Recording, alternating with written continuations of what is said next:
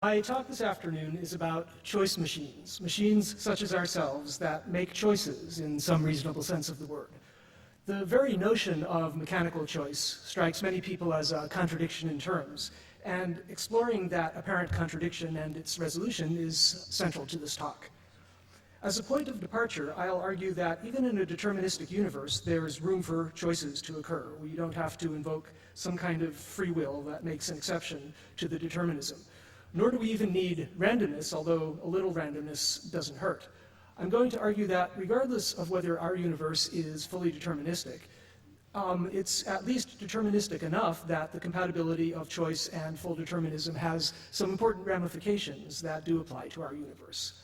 I'll argue that if we carry the compatibility of choice and determinism to its logical conclusions, then we obtain some progressively weird corollaries, namely that it sometimes makes sense to act for the sake of things that our actions cannot change and cannot cause, and that might even suggest a way to derive an essentially ethical prescription, an explanation for why we should sometimes help others, even if doing so causes net harm to our own interests. An important caveat in all this, just to manage expectations a bit, is that the arguments I'll be presenting will be merely intuitive or counterintuitive, as the case may be, and not grounded in a precise and formal theory. Instead, I'm going to run some intuition pumps, as Daniel Dennett calls them, to try to persuade you about what answers a successful theory would plausibly provide in a few key test cases. Perhaps the clearest way to illustrate the compatibility of choice and determinism is to construct, or at least imagine, a virtual world that superficially resembles our own environment and that embodies intelligent or semi-intelligent agents. As a computer program, this virtual world is quintessentially deterministic. The program specifies the virtual world's initial conditions and specifies how to compute everything that happens next. So given the program itself, there are no degrees of freedom about anything that will ever happen in the virtual world. Things in the world do change from moment to moment, of course, but no event ever changes from what was determined at the outset. In effect, all events just sit statically in space-time. Still, it makes sense for agents in the world to contemplate what would be the case if they were to take some action or another, and it makes sense for them to select an action accordingly. For instance, an agent in the illustrated situation here could reason that in that situation, if the agent were to move to its right, which is our left, then the agent would obtain some tasty fruit. But if it moves instead to its left, it falls off a cliff. Accordingly, if its preference scheme assigns positive utility to the fruit and strong negative utility to the cliff, then the agent moves to its right and not to its left. And that process, I would submit, is more or less what we ourselves engage in when we do what we think of as making choices for the sake of our goals. This process, the computational process of selecting an action according to the desirability of what would be the case if the action were taken, is what our choice process turns out to consist of. So from this perspective, choice is a particular kind of computation. The objection that choice isn't really occurring because the outcome was already determined is just as much a non sequitur as to insist that any other computation, say adding up a list of numbers, isn't really occurring just because the outcome was already determined. So the choice process takes place, and we can say that the agent has a choice about the action that that process selects and has a choice about the associated outcomes, meaning that those actions and those outcomes occur as a consequence of the choice process.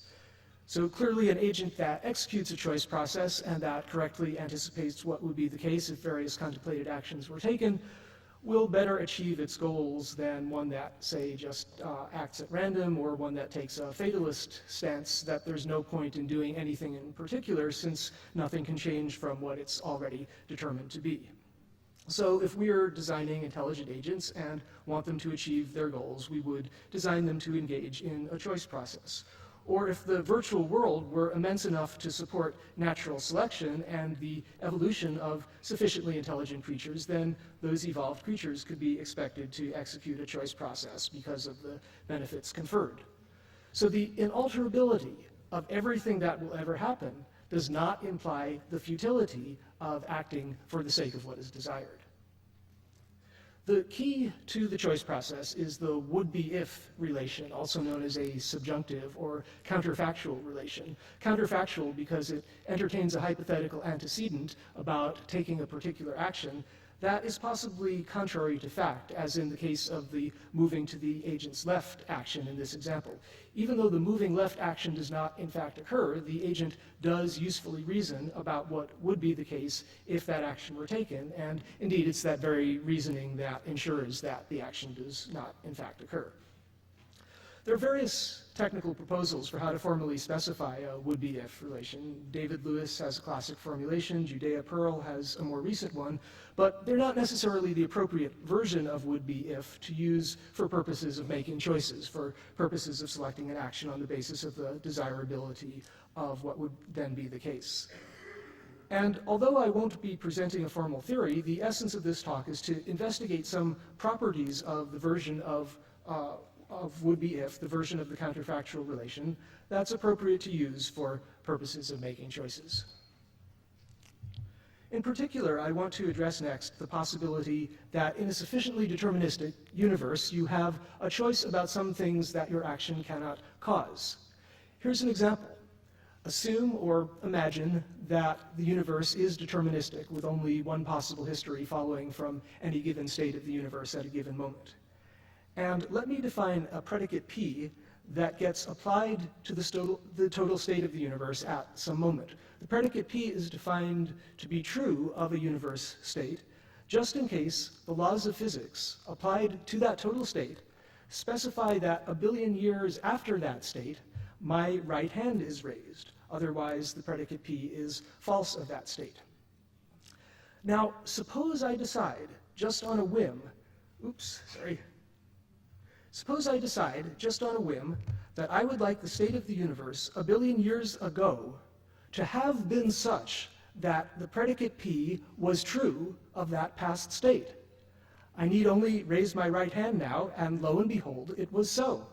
If instead I'd like the predicate to have been false a billion years ago, I lower my hand and the predicate necessarily was false. Of course, I haven't changed what the past state of the universe is or was. The past is what it is and can never be changed. There's merely a particular abstract relation, a would-be-if relation, between my action and the particular past state that is the subject of my whimsical goal. I cannot reasonably take the action and expect other than that the past state will be in correspondence. So I can't change the past, nor does my action have any causal influence over the past, at least not in the way we normally and usefully conceive of causality, where causes are temporarily prior to effects, and we can think of causal relations as essentially specifying how the universe computes its subsequent states as a function of its previous states. Nonetheless, I have exactly as much choice about the past value of the predicate I've defined as I have, despite its inalterability, as I have about whether to raise my hand now, despite the inalterability of that too in a deterministic universe.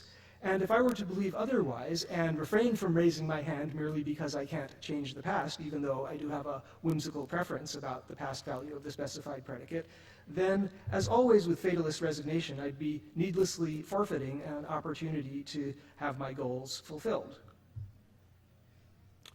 If we accept the conclusion that you sometimes have a choice about what you cannot change or even cause, or at least tentatively accept it in order to explore its ramifications, then we can go on now to examine a well-known science fiction scenario called Newcomb's problem. In Newcomb's problem, a mischievous benefactor presents you with two boxes. There's a small transparent box containing $1,000, which you can see, and there's a larger opaque box, which you're truthfully told contains either $1 million or nothing at all. You can't see which. The box is opaque and you're not allowed to examine it. But you're truthfully assured that the box has been sealed and its content will not change from whatever it already is.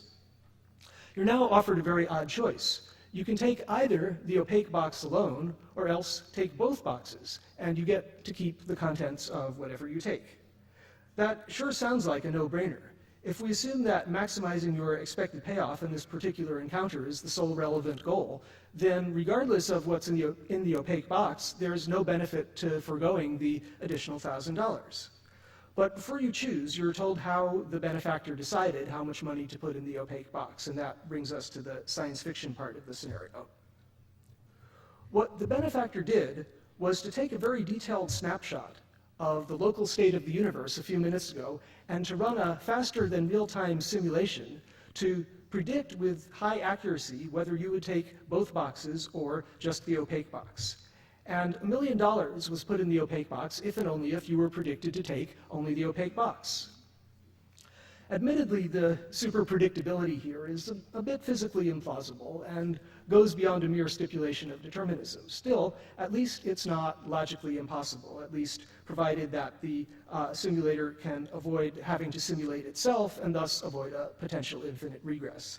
And the opaque box's opacity is important in that regard. It serves to insulate you from being effectively informed of the outcome of the simulation itself, so the simulation doesn't have to predict its own outcome in order to predict what you're going to do. So let's indulge the super predictor assumption and see what follows from it. Eventually, I'm going to argue that the real world is at least deterministic enough and predictable enough that some of the science fiction conclusions do carry over to reality. So you now face the following choice. If you take the opaque box alone, then you can expect with high reliability that the simulation predicted you would do so, and so you expect to find $1 million in the opaque box. If, on the other hand, you take both boxes, then you can expect the simulation to have predicted that, and you expect to find nothing in the opaque box. If and only if you take the opaque box alone, you expect to walk away with $1 million. Of course, your choice does not cause the opaque box content to be one way or the other. According to the stipulated rules, the box content already is what it is and will not change from that regardless of which choice you make. But we can apply the lesson from the hand-raising example, the lesson that you sometimes have a choice about things your action does not change or cause, because you can reason about what would be the case if, perhaps contrary to fact, you were to take a particular hypothetical action. And in fact, we can regard Newcomb's problem as essentially harnessing the same past predicate consequence as in the hand-raising example. Namely, if and only if you take just the opaque box, then the past state of the universe at the time the predictor took the detailed snapshot was such that that state leads, by physical laws, to your taking just the opaque box. And if and only if the past state was thus, the simulation would almost certainly predict your taking the opaque box alone, and so $1 million would be in the opaque box, making that the more lucrative choice. And it's certainly the case that people who would make the opaque box only choice have a much higher expected gain from such encounters than those who would take both boxes. Still, it's possible to maintain, as many people do, that taking both boxes is the rational choice, and that the situation is essentially rigged to punish you for your predicted rationality, much as if a written exam were perversely graded to give points only for wrong answers. From that perspective, taking both boxes is the rational choice, even if you're then left to lament your unfortunate rationality. But that perspective is, at the very least, highly suspect in a situation where, unlike the hapless exam taker, you're informed of the rigging and can take it into account when choosing your action, as you can in Newcomb's problem. And by the way, it's possible to consider an even stranger variant of Newcomb's problem in which both boxes are transparent. In this version, the predictor runs a simulation that tentatively presumes that you'll see $1 million in the larger box. You'll be presented with $1 million in the box for real if and only if the simulation shows that you would then take the $1 million box alone. If instead the simulation shows that you would take both boxes if you see $1 million in the larger box, then the larger box is left empty when presented for real. So let's suppose you're confronted with this scenario and that you do see $1 million in the box when it's presented for real. Even though the $1 million is already there and you already see it and it can't change, nonetheless, I claim that you should still take the $1 million box alone, because if you were to take both boxes instead, contrary to what must in fact be the case in order for you to be in this situation in the first place, then also contrary to what is in fact the case, the box would not contain $1 million, even though in fact it does, and even though that can't change. And the same two-part reasoning applies as before. If and only if you were to take just the larger box, then the state of the universe at the time the predictor takes a snapshot must have been such that you would take just that box if you were to see $1 million in that box. And if and only if the past state had been thus, the predictor would have put $1 million in the box. Now, the prescription here to take just the larger box is more shockingly counterintuitive than I can hope to decisively argue for in a brief talk, but do note, at least, that a person who agrees that it's rational to take just the one box here does fare better than a person who believes otherwise, who would never be presented with the $1 million in the first place. If we do, at least tentatively, accept some of this analysis for the sake of argument to see what follows from it, then we can move on now to another toy scenario that dispenses with the determinism and superprediction assumptions and arguably has more direct real-world applicability. And that scenario is the famous prisoner's dilemma. The prisoner's dilemma is a two-player game in which both players make their moves simultaneously and independently with no communication until both moves have been made. A move consists of writing down either the word cooperate or the word defect. The payoff matrix is as shown. If both players choose cooperate, then they each receive $99. If both defect, then they each receive just $1. But if one player cooperates and the other defects, then the one who cooperates gets nothing, and the one who defects gets $100. Crucially, we stipulate that each player cares only about maximizing her own expected payoff here, and that the payoff in this particular instance of the game is the only relevant goal. There's no effect on anything else, including any subsequent rounds of the game that could further complicate the decision. Let's assume both players are smart and knowledgeable enough to find the correct answer to this problem and to act accordingly, where what I mean by the correct answer is the one that maximizes that player's expected payoff. And let's further assume that both players are aware of each other's competence and of their mutual knowledge of the competence and so on.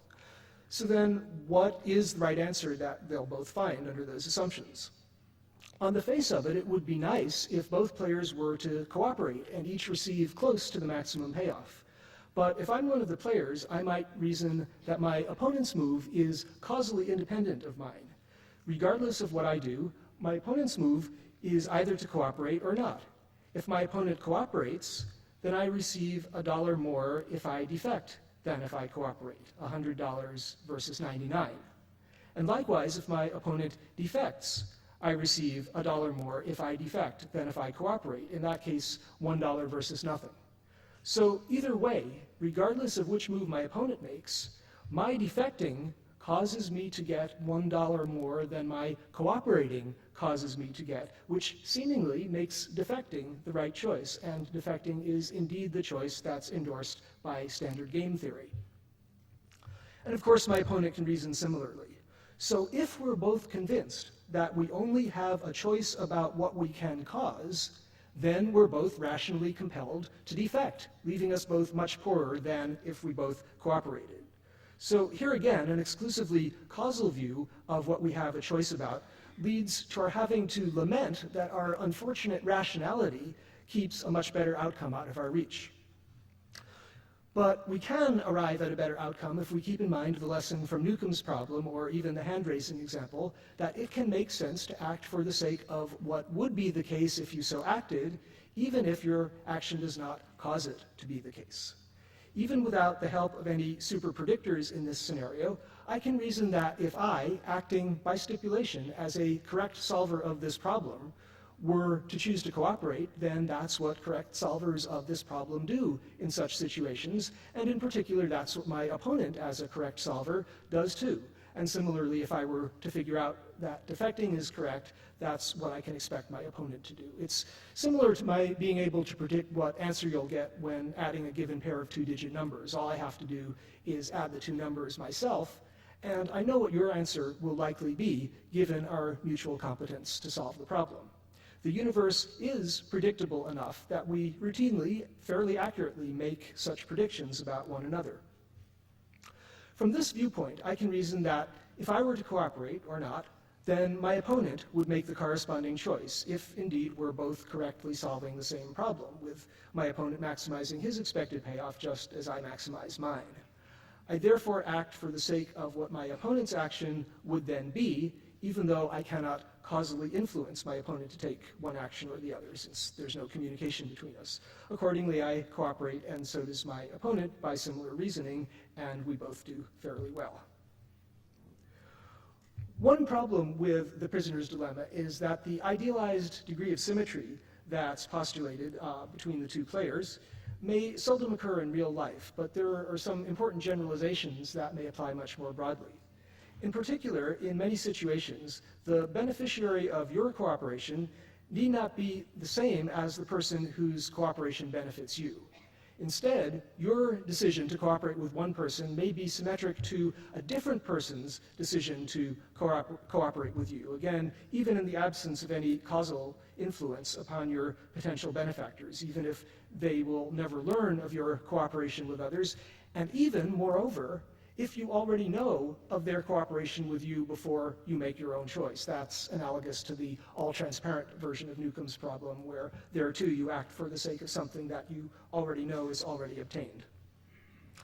Anyway, as many authors have noted with regard to the prisoner's dilemma, this is beginning to sound a little like the golden rule or the categorical imperative.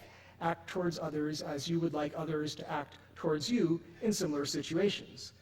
The analysis in terms of counterfactual reasoning provides a rationale under some circumstances for taking an action that causes net harm to your own interests and net benefit to others' interests, although the choice is still ultimately grounded in your own goals because of what would be the case about others' isomorphic behavior if you yourself were to cooperate or not. Having a derivable rationale for ethical or benevolent behavior would be desirable for all sorts of reasons, not least of which is to help us make the momentous decisions as to how or even whether to engineer the singularity, and also to tell us what sort of value system we might want or expect an AI to have. But a key limitation of the argument just outlined is that it depends on all the participants being rational enough to be able to solve the problem correctly and being mutually aware of their competence. Douglas Hofstadter refers to that as a super-rationality assumption. It would be nice to be able to show that even among those of us with more limited rationality, there's still enough of a would-be-if relation, albeit perhaps quantitatively weakened, between my own choice and others' choices in prisoner's dilemma situations to justify the cooperative solution in such cases. But I'm not aware of an entirely satisfactory treatment of that question, so it remains an open problem as far as I know. Still, I think it's hopeful if we can at least get our foot in the door by arguing for the correctness of the cooperative solution in some scenarios that presume idealized rationality. Summing up, the key points are that inalterability does not imply futility. You have a choice about some things that your action cannot change or even cause, and one consequence is a derivable prescription to sometimes cooperate with others, even when doing so causes net harm to your goals and net benefit to their goals. The same false intuition that makes all choice seem impossible or futile, given determinism, also makes it seem futile to act for the sake of the $1 million in Newcomb's problem or for the sake of another player's cooperation in the prisoner's dilemma, since you cannot cause and therefore cannot change what you act for the sake of in those scenarios. Making a fully convincing case for all this would require having a convincing theory of what the would-be-if relation, the counterfactual or subjunctive relation, consists of, which I have not presented. What this talk outlined instead is a glimpse of some consequences that such a theory would arguably have to lead to, some answers the theory would have to give in some key examples, if the theory can avoid putting us in the position of lamenting our own rationality. As for an underlying theory, my book, Good and Real, sketches what could be characterized as a modified evidentialist theory, for those familiar with that concept. But there's some exciting work being pursued now by Eliezer Ludkowski and others at the Singularity Institute and elsewhere that may be converging on a much more rigorous and elegant underlying theory, and hopefully we'll be hearing more about that in the not too distant future. So that wraps it up. Thanks very much.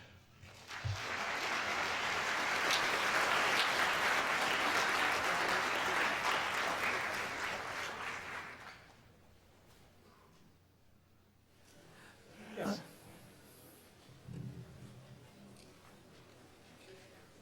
Yes. Oh, okay. I think I have some disagreement with your conclusion regarding prison dilemma, the implications for that, because it is clear that in the prison dilemma case, Yes. it is the expected future interaction that causes one to cooperate. In other words, You're speaking of the iterated prisoner's dilemma. Okay. in iterated case, there are two cases. If it's finitely iterated, then any backward induction argument will not lead to cooperation, which is rational. But if you have a probability of continuation, so it is clear that it is the expected future interaction that causes the. Well, what I was presenting here was a completely non-iterated version of the prisoner's dilemma, and arguing that there is a rationale for the cooperative action in that case because of the counterfactual inference as to what the other player would be doing if you were to be arriving at a particular solution. The only way to get around this is to extend the prison dilemma game into what they call the meta game, which is assuming one of the player plays a policy and the other plays a counter policy. So this has been investigated. I think if you refer to that as a counterfactual reasoning, that might be the case. So. Yeah, and that is consistent indeed with at least one view of counterfactual reasoning. Yes. Yeah. There have been many attempts to obtain some kind of objective justification for acting ethically. Yes. A lot of people would claim that smart people have perhaps fooled themselves in these attempts. Are you mindful of this possibility in this work? Yes, I was trying to present my statements somewhat tentatively and certainly not as proven conclusions.